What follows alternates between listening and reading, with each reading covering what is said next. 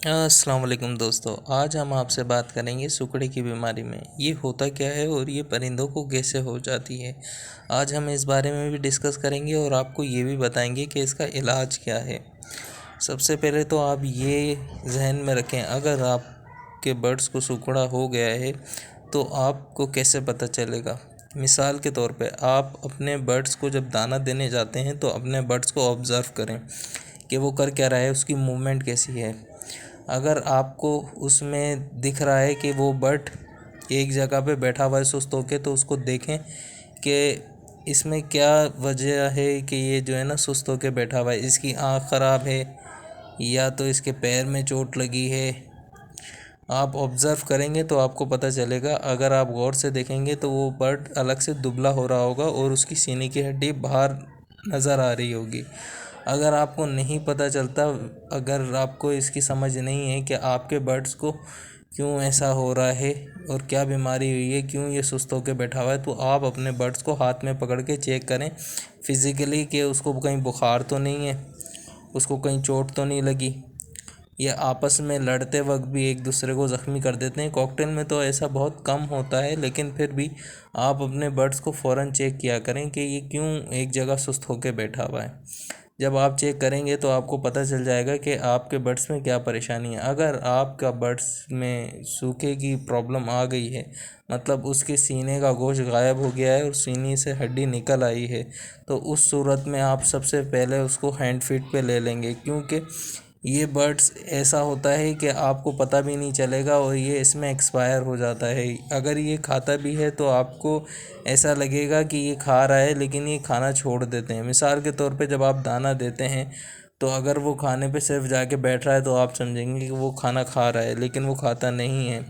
सुकड़े की बीमारी में होता ये है कि बर्ड्स एक तरफ बैठ जाता है कोने पे, और बस वहीं जो है ना एक जगह पे बैठा रहता है या कोने में चला जाता है और वहाँ बैठा रहता है। और इस प्रॉब्लम को अगर इनिशियल स्टेज पे देखा जाए तो उसमें ये होता है कि बर्ड्स खा तो रहा होता है लेकिन बहुत कम खा रहा होता है, क्योंकि इसमें होता ये है कि बर्ड्स का जो पोटा होता है वो सूख जाता है और इसकी वजह से वो बहुत कम ग़िज़ा लेता है।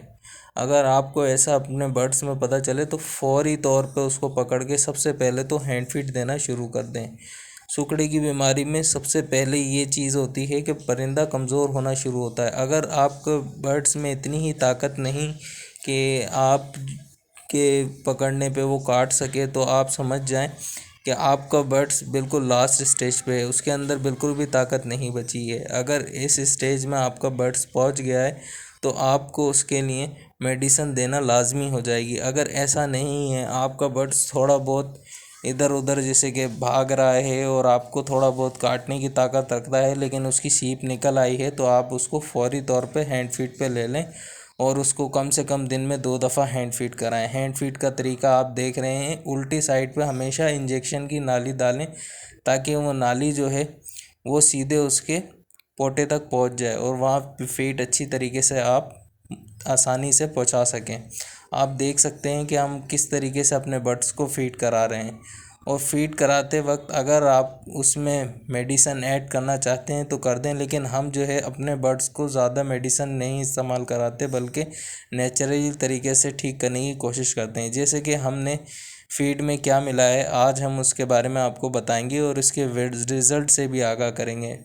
हमने इसकी फीड के अंदर दही का पानी मिलाया है। उससे होता ये है कि इसका मैदे में जो गर्मी होती है वो ख़त्म हो जाती है और इससे इसको फ़ायदा होता है और इसको डाइजेस्ट करने में फीड आसानी रहती है। तो हमने फ़िलहाल इसको देसी तरीक़ों से ठीक करने की कोशिश की है और ये माशाल्लाह से अभी पहले से ज़्यादा एक्टिव है, वरना ये पहले बिल्कुल ऐसा हो गया था कि ये जो है बिल्कुल सीप में आ गया था। लेकिन ये लग रहा था कि खाना खाता है, जैसे ही हम दाना वगैरह देते थे इसको तो ऐसा लगता था ये फीड कर रहा है खुद, लेकिन ये नहीं करता था, बल्कि इसके साथ ये मसला हो गया था जो ये फीड कर भी रहा था वो इसको हज़म नहीं हो रही थी। इसी वजह से हमने इसकी मैदे की गर्मी को ख़त्म करने के लिए दही का पानी दिया, जो कि इसकी हेल्थ के लिए भी बहुत अच्छा है और इसको मैदे की हिद्दत भी ख़त्म करने के लिए बहुत अच्छा है। जैसे कि आप जानते हैं कि अगर आप सूखे में बर्ड्स को ज़्यादा फीड प्रोवाइड करेंगे तो उससे होगा ये कि आपका परिंदा और ज़्यादा परेशान हो जाएगा। इसको सिर्फ इतनी ही फीड दें जितनी ये लेता है। मिसाल के तौर पे अगर आपका परिंदा ज़्यादा सूखे में है तो वो आपसे 10 सीसी फीड कभी भी नहीं लेगा, जबकि कॉकटेल में बच्चे 10 सीसी फीड ले लेते हैं, लेकिन बड़े पीस में भी 10 सीसी फीड आप उसको नहीं दे सकते। आप सिर्फ इसको 5 सीसी दें सुबह और 5 सीसी शाम। आप इसको 2 टाइम फीड दें और इस पर नज़र रखें कि ये खुद दाना खा रहा है या नहीं खा रहा।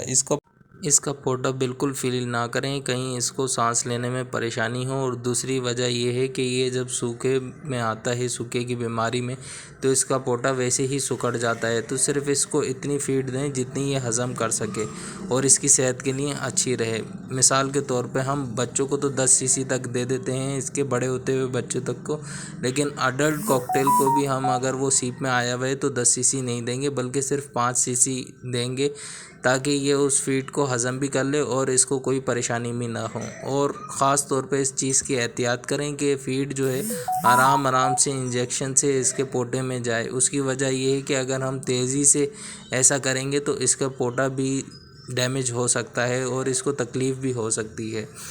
ऐसा करते वक्त बहुत एहतियात रखें। और अगर आप अपने बर्ड्स को फ़ीड करा दें तो उसके बाद इसको बहुत अच्छी तरीके से साफ़ करें, क्योंकि अगर इस पे फीड लगी रह जाती है तो इसके फ़ेदर दूसरे कॉकटेल साफ़ करने के चक्कर में उखाड़ देते हैं और ये मुंह के फ़ेदर बहुत मुश्किल से दोबारा ग्रो होते हैं। अगर आपको हमारी इन्फॉर्मेशन अच्छी लगती है और अगर आप हमारे साथ जुड़े रहना चाहते हैं तो इस चैनल को लाइक करें, सब्सक्राइब करें और ज़्यादा से ज़्यादा इस चैनल को शेयर करें। अपने और अपने प्यार को बहुत ख्याल रखें। फ़ी अमानिल्लाह। अल्लाह हाफिज़।